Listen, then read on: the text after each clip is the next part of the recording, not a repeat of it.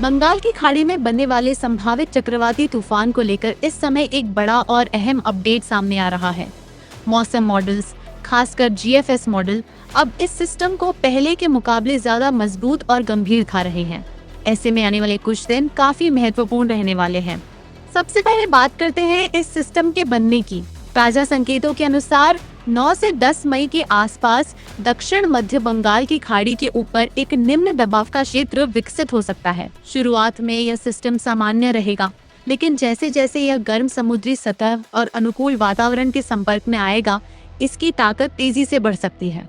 11 मई तक यह system depression में बदल सकता है, यानी यह एक संगठित चक्रवाती सिस्टम का रूप लेने लगेगा।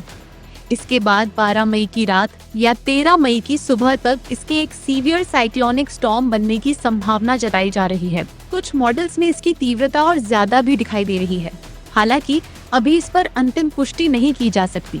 अब बात करते हैं इस सिस्टम के ट्रैक की। फिलहाल जो संकेत मिल रहे हैं उनके अनुसार ये सिस्टम उत्तर पश्चिम दिशा में आगे बढ़ेगा। इसका सीधा मतलब है कि इसका रुख भारत के पूर्वी तट की ओर बना हुआ है। यही वजह है कि आंध्र प्रदेश, ओडिशा और आसपास के तटीय इलाकों में चिंता बढ़ने लगी है। संभावित लैंडफॉल की बात करें तो मौजूदा अनुमान के अनुसार यह तूफान उत्तर आंध्र प्रदेश और दक्षिण ओडिशा के बीच कहीं टकरा सकता है।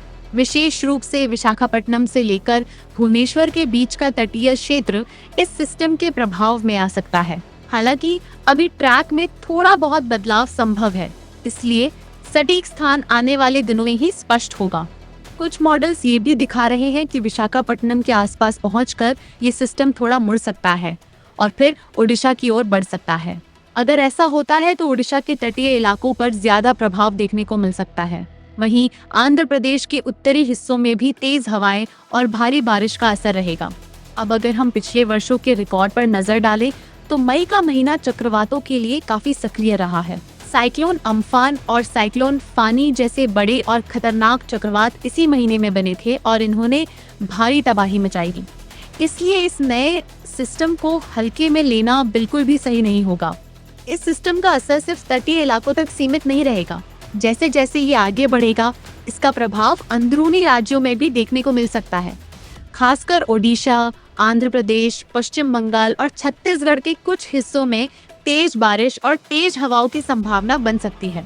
सबसे महत्वपूर्ण बात, अभी तक इंडिया मेट्रोलॉजिकल डिपार्टमेंट यानी IMD की ओर से इस सिस्टम को लेकर कोई आधिकारिक चेतावनी जारी नहीं की गई है, इसलिए घबराने की जरूरत नहीं है। लेकिन सतर्क रहना बेहद जरूरी है और आने वाले अपडेट्स पर नजर बनाए रखना जरूरी है।